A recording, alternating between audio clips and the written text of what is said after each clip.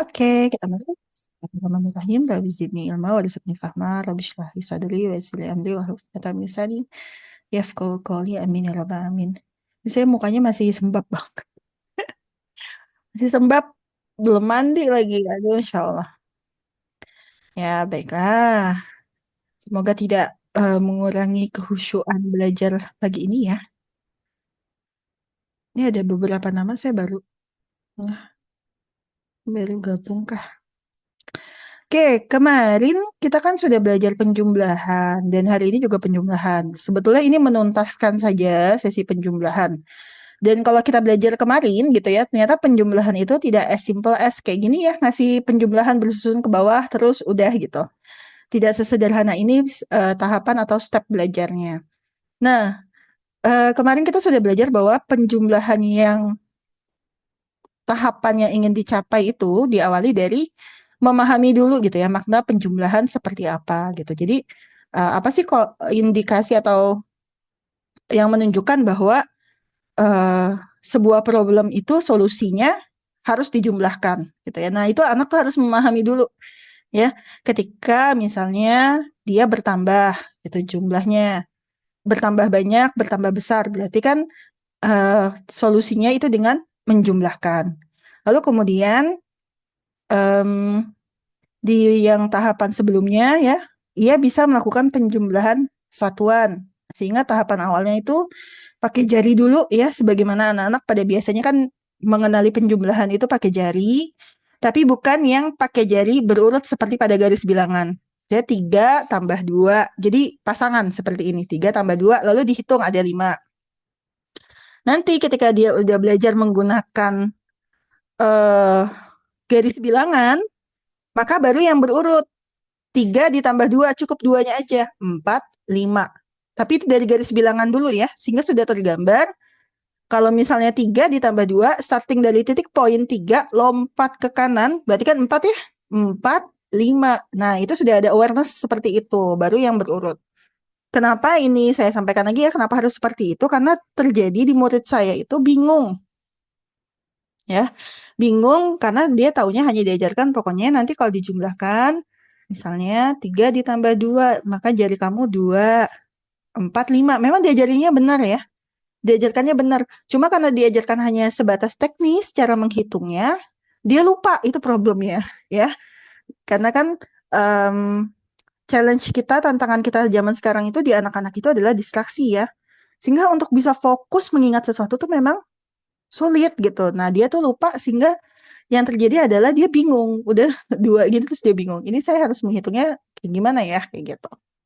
Baru kemudian untuk memperlancar penjumlahan satuan itu menggunakan pasangan bilangan. Latihan pasangan bilangan dan lakukan latihan itu repetisi berkali-kali ya sampai mahir.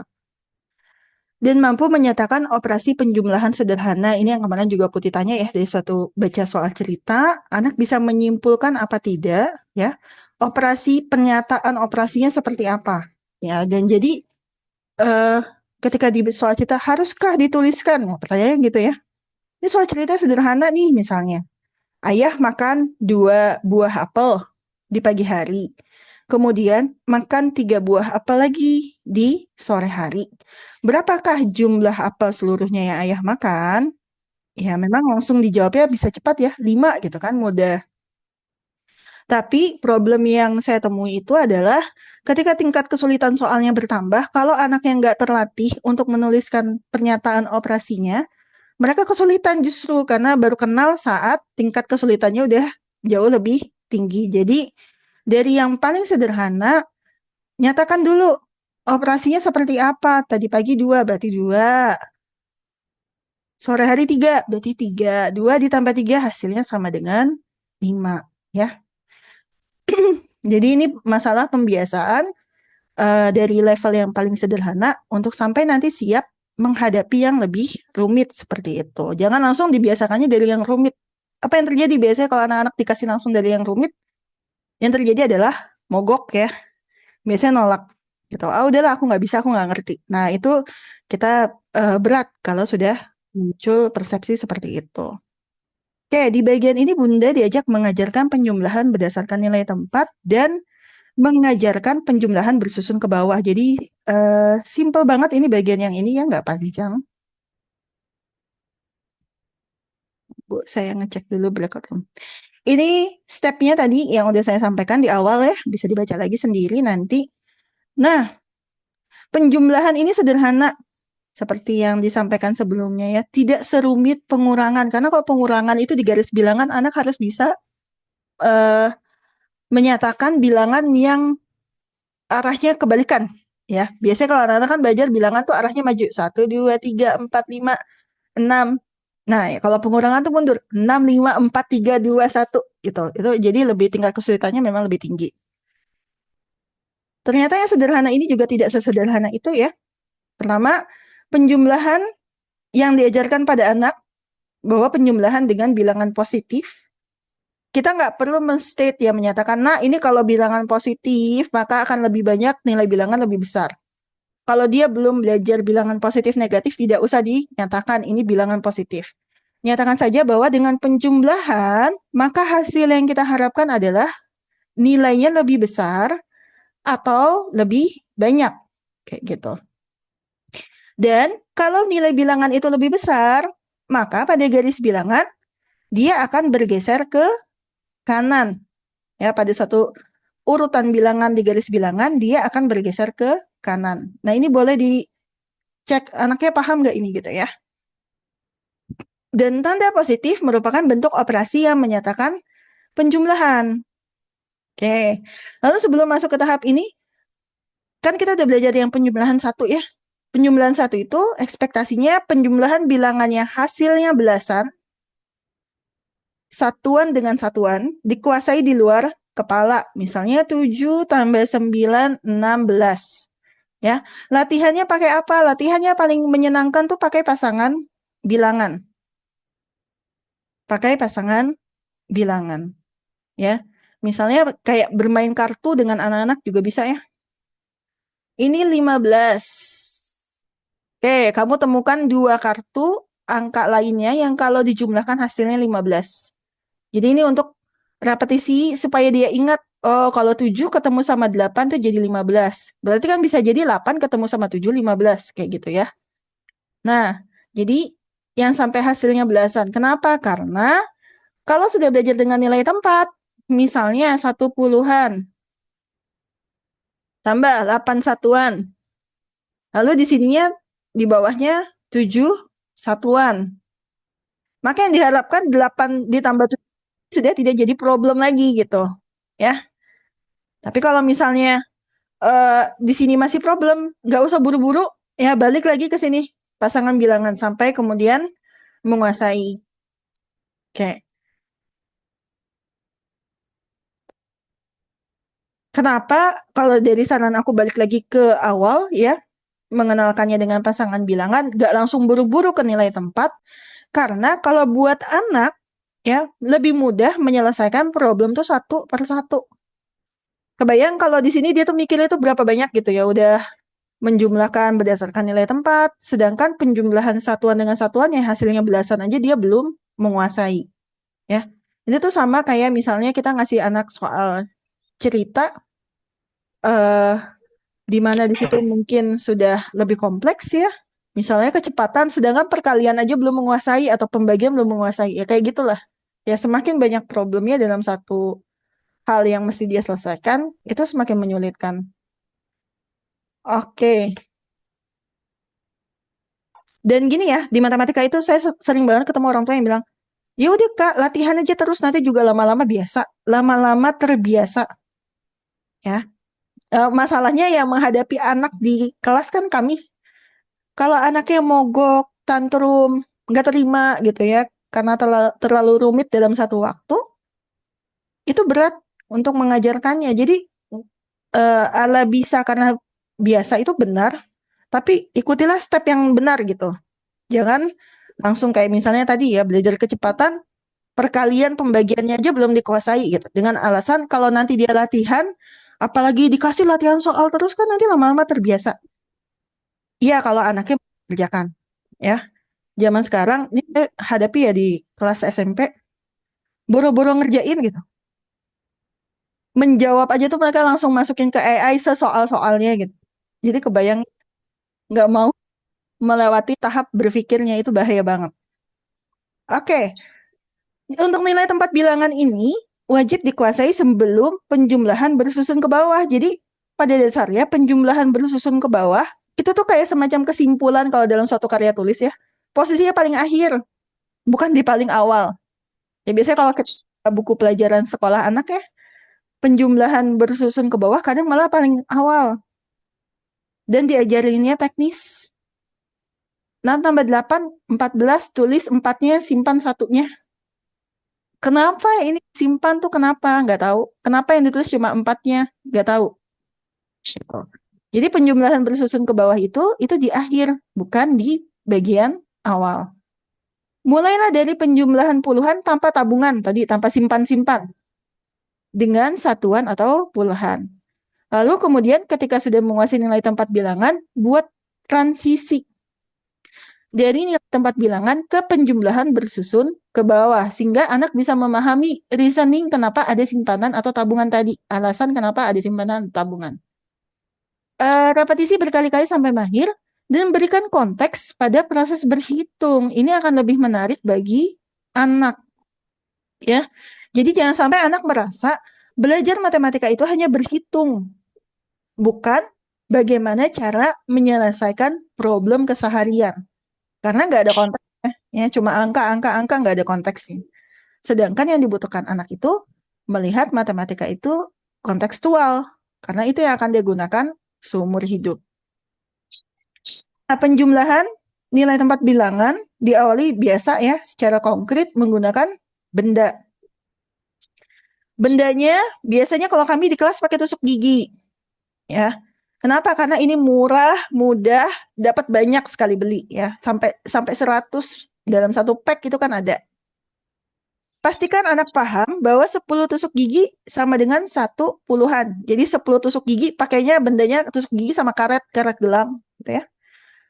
Kalau ada 10 dikaretin, cetar jadi 1. Nih, 1 puluhan. Karetin lagi 10 jadi ada 2. Nih 2 puluhan.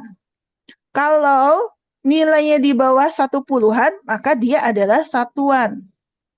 Oke, sampai di sini pemahaman anak sudah sama dengan yang kita harapkan, barulah kemudian menjumlahkan. Ya, jumlahkan dulu. Ingat yang penjumlahannya nggak perlu pakai tabungan. Jadi satuan dengan satuannya itu bisa dijumlahkan tanpa lebih dari hasil penjumlahannya lebih dari 10 ya. Kayak gini. Repetisi sampai mahir tanpa perlu ditunjukkan caranya. Jadi awalnya ditunjukin dulu caranya. 12 ditambah 4, kita ambil 12 tusuk gigi. Ya, kalau ini kan contohnya sederhananya 12. Mau 32 juga boleh, 32 ditambah 4 gitu. Kita ambil 12 tusuk gigi, maka itu artinya ada 1 puluhan si 12 ya, dan 2 satuan. Lalu ditambah 4, berarti 4 satuan. Nah, silakan ditambahkan. Atau kalau di sini ini 12-nya nggak dipisah ya kalau digambar. Tapi kalau saran saya lebih baik dipisah. Ini ada 1 puluhan di sini diikat karet, lalu ada 2 satuan. Lalu yang 1 puluhannya, satuannya dulu ditambahkan. 2 ditambah 4, 6. 6 belum nyampe 1 puluhan. Jadi nggak bertambah puluhannya. Ya. Jadi ini tetap 1 puluhan. 1 puluhan ditambah 6 satuan. 1 puluhan ditambah 6 satuan. 10 ditambah 6, 16. Awalnya pasti harus didampingin sampai memahami cara melakukan aktivitas ini seperti apa. Ya. Lalu repetisi sendiri nanti sampai mahir. Jadi nanti Bunda tinggal kasih ya berbagai latihan soalnya. 26 tambah 2. Ayo coba kamu kerjakan. 33 tambah 6. Seperti ini ya. Nanti dia melakukan seperti yang diminta. Oke.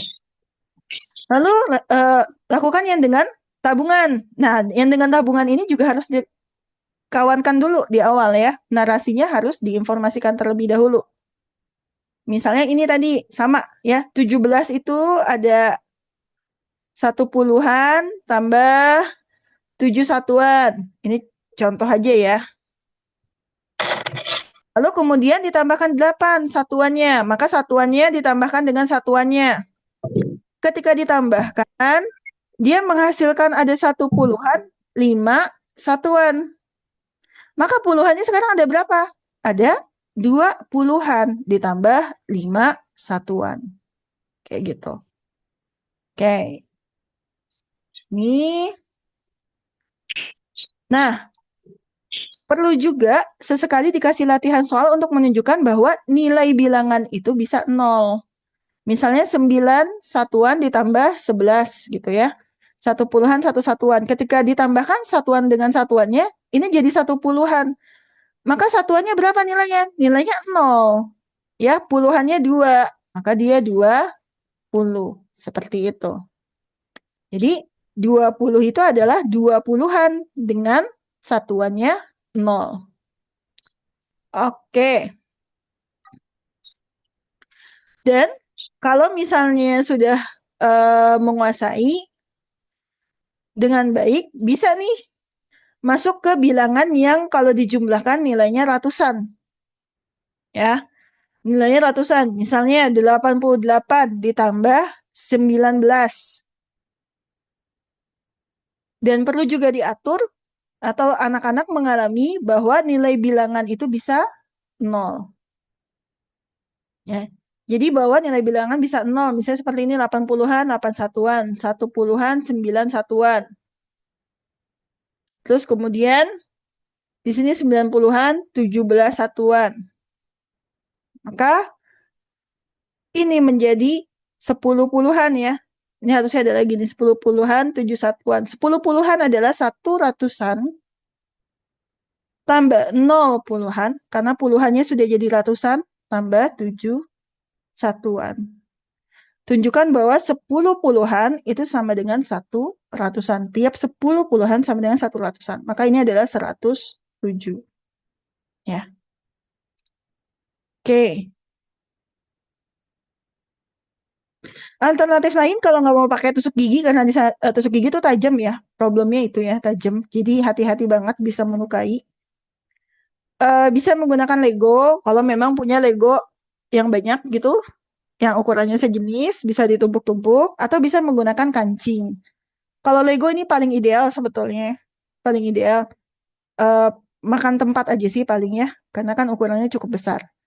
Kalau kancing itu susahnya adalah untuk di-stuck gitu, di apa ya, ditumpuk, itu biasanya agak susah kan. Kegoyang dikit dia jatuh kayak gitu.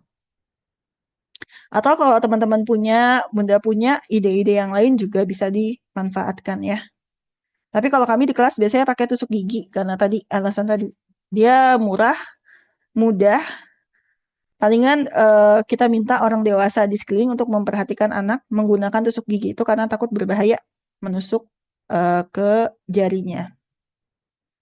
Oke. Kemudian untuk lembar kerjanya bagaimana? Untuk lembar kerjanya ya, berikanlah soal cerita. Sehingga ada konteksnya. Berikan ada soal cerita, tapi penyelesaiannya menggunakan nilai tempat bilangan. Seperti itu. Ya, jadi ada konteksnya. Dampingi anak saat mengerjakan soal cerita di awal. Jadi jangan langsung nih soal kerjakan ya gitu. Dampingi kalau perlu ya. Bunda tuh memberikan semacam kayak feedback gitu ke anak. Misalnya atau menanyakan hal-hal yang khas dari soal ini, dari kalimat ini. Ibu memiliki 2 pohon tomat yang sudah berbuah. Dia kan baca nih ya. Coba kamu baca dulu. Oke. Tanyakan, ibu punya pohon tomatnya ada berapa? Nggak anak? Dia bisa nggak mendapat informasi dari yang dibaca? Dan itu harus dilatih. Karena banyak sekali kita menjumpai murid yang dia bisa baca, jadi bisa membunyikan simbol huruf ini, tapi nggak paham konteksnya sama sekali. Loh, tadi kan baru kamu baca, kok nggak ngeh gitu sama sekali? Ya, dia fokusnya hanya untuk membunyikan saja. Jadi didampingi. Oh, berapa pohon tomat yang dimiliki ibu? Oke. Terus, ada berapa banyak sih buahnya di pohon yang pertama? Ada 16. Ada berapa banyak buahnya di pohon kedua? Ada 19. Gitu. Jadi, diberikan, apa sih namanya? Feedback ya? Aku nggak kebayang kata yang lebih tepat ya. Didampingi intinya untuk memahami konteks pada soal ini. Lalu kemudian apa yang ditanyakan? Seluruh tomat itu berarti kamu harus bagaimana? Berarti aku harus menjumlahkan yang 16 dan 19. Jadi kalau seperti itu bagus sekali buat anak ya. Nggak cuma belajar dari sisi menghitungnya, tapi juga memahami literasi soalnya. Nah, bagaimana dengan transisinya? Kira-kira anak tuh udah mulai kelihatan nih, udah mahir kok pakai nilai tempat bilangan. Maka masuklah periode transisi menggunakan penjumlahan bersusun ke bawah. Karena ini tuh hanya stepnya untuk memahami yang ini penjumlahan bersusun ke bawah. Karena kan tetap ya menghitung itu best practice-nya itu menggunakan penjumlahan bersusun ke bawah gitu. Jadi nggak lagi pakai nilai tempat pada akhirnya kan. Tapi anak memahami alasan mengapa penjumlahan bersusun ke bawah dihitung dengan cara seperti itu. Ya. Dihitungnya kenapa dari satuan dengan satuan baru kemudian ke nilai bilangan berikutnya. Puluhan dengan puluhan, ratusan dengan ratusan, dan seterusnya. Jadi anak memahami, maka nggak lagi dia menghafal. Pokoknya mulai dari paling belakang ya Kak. Paling belakang tuh maksudnya satuan dengan satuan. Kayak gitu. Mulainya kenapa harus dari satuan dengan satuan dia memahami. Dari aplikasi yang sudah dilakukan. Kayak gitu. Ada nggak Kak Afni pernah mengalami murid misalnya menghitung penjumlahan bersusun ke bawah, dihitung dari yang depannya dulu? Ada? Ya, 3 tambah 5 dulu yang dihitung. 4 tambah 6, 10. Ada. Ya. Kenapa? Alasannya lupa, Kak. Aku lupa kalau itu harus hitungnya dari belakang dulu ya. Nah, itu dia. Karena apa? Karena balik lagi, yang dia pahami itu hanya teknis berhitungnya.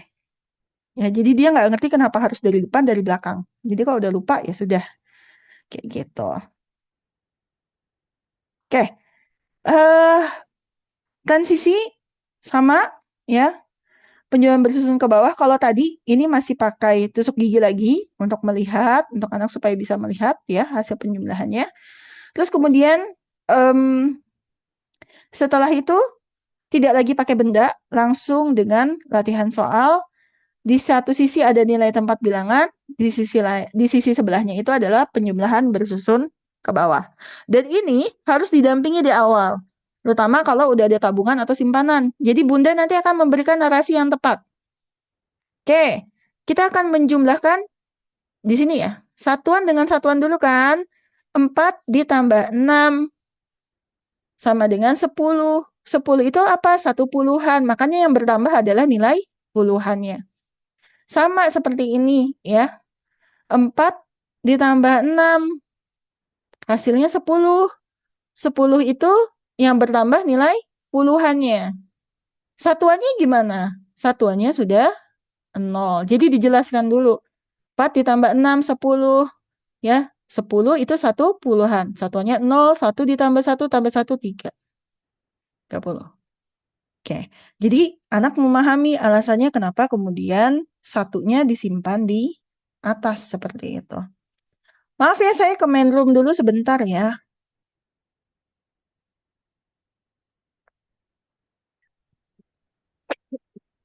Halo Zufa. Zufa tadi yang aku WhatsApp gimana? Aku belum baca lagi sih. Apa? Itu loh yang Pak Alin kunci. Alin tuh jam bisa jam berapa ya kata dia? jam 12-an katanya Alin. Aku paling jam setengah satu apa jam satuan paling telat. Kalau Alin jam 12-an berarti nanti sama Alin aja. Kok kamu nggak muncul ya co-hostingnya ya? Udah co-host belum? Oh udah ya? Oke deh. Hmm? Udah Udah. co-host ya? Aman sip. Yuk Ya, makasih. sama. Oke, kita sedikit lagi. Nah, oke. Setelah fase transisi ini usai, dan anak bisa memahami ya, kenapa ada tabungan atau simpanan di atas gitu, barulah latihan seperti ini terakhir. Lakukan berkali-kali sampai akhir. Dan jangan lupa, ini juga penting ya, berikan soal cerita sebanyak-banyaknya.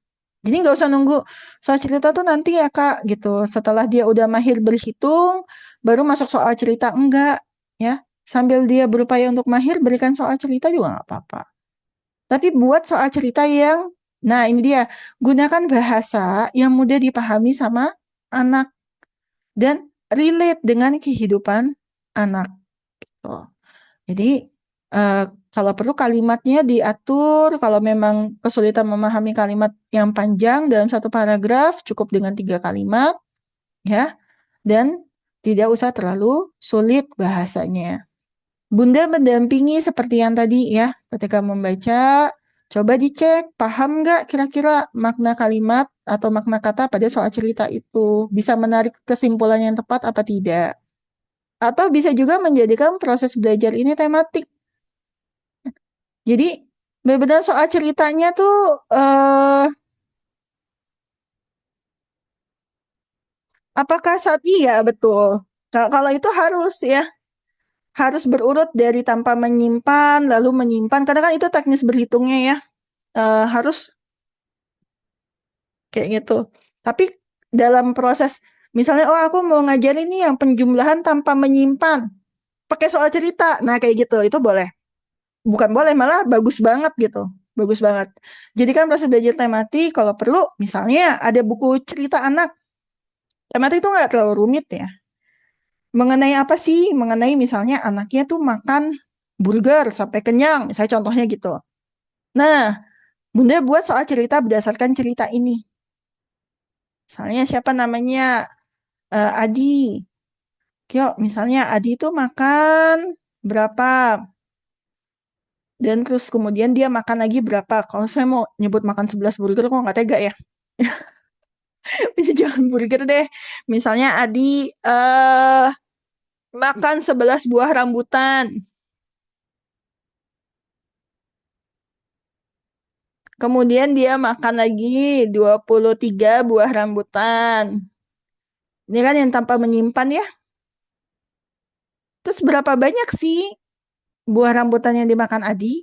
Oh ya, jadi kalau misalnya ditanya, tapi dia tuh udah bisa langsung jawab, Kak. Nggak perlu pakai nilai tempat, nggak perlu ini. Ya berarti kan dia sebetulnya udah menguasai penjumlahan. Itu aja sih ya. Pada intinya. Ini, tahapan ini dilakukan kalau anaknya memang belum menguasai penjumlahan. Ya, jadi memang baru kenalan nih sama penjumlahan. Maka coba lakukan cara yang tadi gunakan. Oke, ada 11 buah rambutan, 23 buah rambutan. Kalau ada buah rambutan di rumah jauh lebih baik. Kalau nggak ada ya udah pakai tusuk gigi tadi, ya.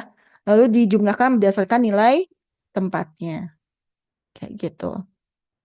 Itu akan jauh lebih menarik buat anak ya, karena mengerti bahwa perhitungan ini tuh ternyata ada konteksnya. Oke, baiklah. Ada pertanyaan lain? Kak ini. Mana suaranya? Ini. Kalau tadi yang putih benar ya. Apakah saat memberikan soal cerita juga perlu berurut? Berurutnya mah tetap ya. Apalagi kalau misalnya memang anaknya belum kenal penjumlahan, tapi kan nanti ibu bisa merasa, bukan merasa ya, ibu yang paling tahu ya kemampuan anaknya itu udah sampai sejauh mana. Tapi kalau yang anaknya ini baru-baru pertama kali belajar ya sudah berurut. Tapi kalau sudah menguasai gimana? Mau nggak mereka? Atau bisa dicek sih, secara nilai tempatnya langsung nggak usah pakai tusuk gigi lagi. Secara nilai tempatnya sudah paham belum konsepnya? Ya, karena nilai tempat itu ngaruhnya nggak cuma nanti menjumlahkan ya. Maksudnya nggak cuma menjumlahkan bilangan yang kecil-kecil. Kadang juga ada pengaruh nanti di perkalian. Oke, ada yang mau bertanya? Iya. Teh, Mau tanya? eh, Iya? kalau misalnya anak-anak tuh katakanlah misalnya yang anak yang masih kecil-kecil ya, Mm-mm, yang kelas 1, kelas 2, nggak tahu kelas 3. mm-mm, Intinya yang masih kecil-kecil gitu. Apakah mereka perlu menulis misalnya gini, kayak tadi kan katakanlah Andi makan burger 10, kemudian dia mm-mm. ngambil di burger 15 gitu. Berapa jumlah burger yang dia mau makan lagi 15, kemudian berapa burger yang akan dimakan gitu kan ya. Mm-mm. Terus itu kan selama ini tuh saya minta mereka menulis dulu penjumlahannya, kemudian kalau mereka nggak bisa langsung menjumlahkan, baru pakai susun pendek gitu. Jadi artinya kan 2 kali kerja tuh dalam tanda kutip ya. Pertama nulis dulu kalimat matematikanya, 10 ditambah 15 sama dengan berapa. Kemudian kalau Mm-mm. nggak tahu jawabannya, baru deh ngotret. Tapi saya minta ngotretnya di tempat yang cukup teratur lah gitu biar kelihatan gitu. Misalnya apa di sebelah kanannya dikasih pembatas atau di bawahnya dengan rapih lah gitu, bukan coret-coretan di kertas yang kemudian dibuang. Pakai susun pendek gitu. Kalau emang nggak tahu langsung nggak tahu jawabannya, nggak bisa Mm-mm. menjawab, menghitung di apa sih di bayangan gitu. Gambarnya. Itu merepotkan nggak sih kalau buat anak usia-usia kecil gitu? Nah, makanya kalau usia kecil kan kita ada tahapan penjumlahan yang pertama tuh, Put. Yang kemarin itu dulu aja dikuasai. Jadi nggak harus nulis 10-an tambah 2 satuan. Kebayang ya? Atau ngotret kelewat panjang. Pakai yang Hmm, kemarin, yang bukan dari ngotret. jari. Kebayang ya? Mm-mm. Ke Bukan jari. ngotret yang panjang teh, maksudnya kan jadi 2 kali kerja tuh. Nulis dulu kalimat matematikanya, kemudian baru melakukan penjumlahan susun pendek gitu. Kan itu seolah-olah kayak 2 kali kerja gitu. Itu tuh kalau buat anak-anak Gede. yang kecil-kecil itu boleh nggak sih begitu Orang atau langsung nulis susun pendeknya? Oh, tetap nulis operasi matematikanya. Oh iya, oke. Iya, tetap 10 tambah 15. Itu tadi yang saya bilang, Put, kalau di soal yang simple, sederhana, itu tampaknya kayak sepele ya. Tapi ini kebiasaan yang mau dibangun, nanti ketika dia menghadapi yang lebih rumit, dia sudah terbiasa. Kayak gitu, Putih. Tuh. Iya, Jadi, berarti emang harus mau nulis ya gitu. Artinya ya, kita nggak statementnya tanda itu kutip dinyatakan. pejantan ya kalau nyuruh mereka melakukan itu gitu, Enggak, nggak kalau memberatkan gitu. enggak. Itu kan enggak terlalu panjang ya. 10 tambah 15 sama dengan berapa gitu. Tapi ya tadi kalau dia udah bisa bersusun ke bawah ya silakan. Tapi kalau belum 15. pakai tahapan yang sebelumnya. 10 Masih kan? ingat ya? 10. 10, 1 sama 0. 10. Tuh. Mbak, Nek mau Oh, ambil pena sama kertas. Ya udah ambil. ya Terhela, kenapa Teh? Aduh, aku takut nih kalau ditanya Terhela. Kertasnya mana? Bukunya, pensilnya cari. Pensil ya, jangan pena. Ini apa namanya kan Apa? eh, punya anak yang besar, Iya. khawatir yang besar Mm-mm. tuh kan kadang-kadang itu nggak ngerti juga kenapa anak-anak tuh pada nggak mau gitu ya belajar matematika sama ibunya tuh. Nah saya tuh berpikir mungkin apa waktu kecil kan mereka tuh memang saya tidak memegang mereka sama sekali karena punya adik lagi. Jadi saya tuh nggak yakin sebenarnya konsep seperti yang tadi Afniha paparkan itu tuh mereka tuh sudah ada gitu loh. Nah ini Mm-mm. nah untuk yang kelas besar, kalau selama ini yang kelas besar yang basicnya itu belum ada misalnya, saya belum ngetes sih, belum ngetes sampai segitunya. Tapi kalau misalnya belum ada, itu gimana ya cara ngulanginnya lagi? Karena kan mereka tuh kayak udah yang gini gampang gitu, udah kelewatan. Apakah memang Mm-mm. harus ngulang lagi atau ada cara untuk yang kelas besar tapi basicnya eh, belum bagus gitu? Kelas besar kelas berapa Teh? Ada yang kelas 6, ada yang semuanya yang belum sempat kepegang semuanya. Kelas 6, kelas 8, sama kelas 10. Sebenarnya mungkin gini, nggak mesti mereka tuh memang nggak punya basic. Saya belum ngetes, maksudnya belum ngeiniin. Tapi kalau misalnya sampai ke kelas 10 itu ternyata juga masih bingung, jadi cuma tahu apa kayak itu caranya doang, tapi nggak paham konsepnya, misalnya. Nah, cara Mm-mm. mengulangnya lagi tuh gimana gitu? Oke, kalau yang itu beda ya. Kalau yang kelas 6 urgensinya itu di perhitungan sederhananya, perhitungan sederhananya udah menguasai tes sama pecahan. Jadi, kalau perhitungan sederhana, kalau memang sudah bisa menjumlahkan, walaupun masih nggak tahu ya, misalnya 113 ditambah 269, kan udah biasa ya. Mulainya langsung dari satuan, nyimpannya, karena udah terlatih kan, udah repetisi terus-terusan, udah terbiasa. Dan nggak akan salah lagi, gitu ya, nggak akan lupa gitu, karena udah terbiasa. Itu nggak ada masalah, Teh. termasuk pengurangannya juga, perkaliannya juga ya, langsung bersusun ke bawah, tapi dia udah menguasai. Toh kita dulu juga gitu, kita juga dulu nggak paham alasannya kenapa kan ya, Ya. langsung ngerjain aja. Eh, tapi yang harus alert hati-hati itu di pecahan justru. Biasanya sih saya gitu problemnya. Di pecahan itu harus teteh cek benar-benar untuk yang kelas 6 itu menguasai konsepnya apa tidak. Sedangkan kalau di perhitungan dasar, kalau secara teknis ya dilakukan repetisi berkali-kali sudah menguasai ya sudah, nggak perlu diulangin lagi dari awal kayak gitu. Itu karena kan perhitungan dasar ujung-ujungnya pada akhirnya dia sudah bisa sama nih kayak penjumlahan ini, pada akhirnya dia bisa melakukan yang bersusun ke bawah itu kan kesimpulannya ya sudah menguasai gitu ya sudah gitu. Tapi kalau kelas 6 di pecahan itu teteh harus cek secara konsep kuat apa tidak kayak gitu. Pengertiannya nggak cuma teknis berhitungnya ya pecahan, pengertiannya juga. Misalnya 1/4 itu satu bagian dari seluruhnya ada 4. Nah, yang itu biasanya yang saya temui banyak banget miss kelewat di murid-murid di pecahannya. Dan itu nanti ngaruhnya ke perhitungan juga gitu. Oke. Terus kalau yang SMA biasanya yang di SMP ya ini beda lagi problemnya. Problemnya di SMP itu yang paling sering kelewat itu di aljabar. Ya. Nah, dan itu ngaruh kemana-mana. Kalau aljabarnya tidak dikuasai. Jadi Tata nanti bisa cek mungkin yang SMA mungkin perhitungan dasarnya udah nggak masalah. Sama cek juga kemampuan memahami pecahannya tadi sama aljabar. Itu aja Oh, sih. oh, oke. Nah, kemarin ini mungkin agak loncat ke yang porogapit itu loh. Tapi nanti sampai juga ya ke pembagian, nggak usah sekarang maksudnya bertanyanya ya. Iya, gitu. Ya udah nanti. Itu kelas 6 juga sih permasalahannya. Iya. Iya, memang kok biasa kok teh jumlahnya yang gini ya. Kalau saya tuh biasa problemnya yang ketemu gini, karena kan semakin bertambah level, itu tingkat kerumitannya semakin tinggi. Yang di awal-awal itu kan semuanya banyaknya menghafal teknis ya. Dan itu Iya. keterusan sampai ke tingkat level yang lebih tinggi. Dan mereka rasanya udah kayak muak gitu. Oh, tambah lagi yang harus dihafalin gitu. Ya, karena konsepnya tadinya belum ini ya. Maksudnya mereka tuh karena Ya, eh, ya semuanya hafalan teknis aja. Pokoknya cara menghitungnya begini ya gitu. Nah, biasanya problem anak-anak yang jago matematika secara hafalan teknis itu baru kelihatan di SMP ketika ketemu satu aljabar, kedua fisika.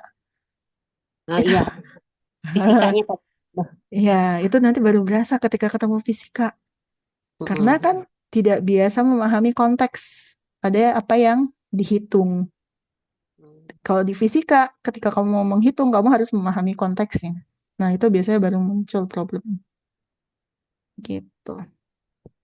Kasih ya nanti coba dicek ke anak-anak. Sip. Baik, ada pertanyaan lagi? Kalau nggak ada, alhamdulillah ya. Kelas pagi ini sudah bisa berlangsung. Terima kasih sudah hadir, bunda-bunda semua. Semoga apa yang saya sampaikan bisa bermanfaat. Kita tutup ya dengan doa penutup majelis. Bismillahirrahmanirrahim. Subhanakallahumma bihamdik. Asyhadu an la ilaha illa anta astaghfiruka wa atubu ilaik. Terima kasih semuanya. Assalamualaikum warahmatullahi wabarakatuh.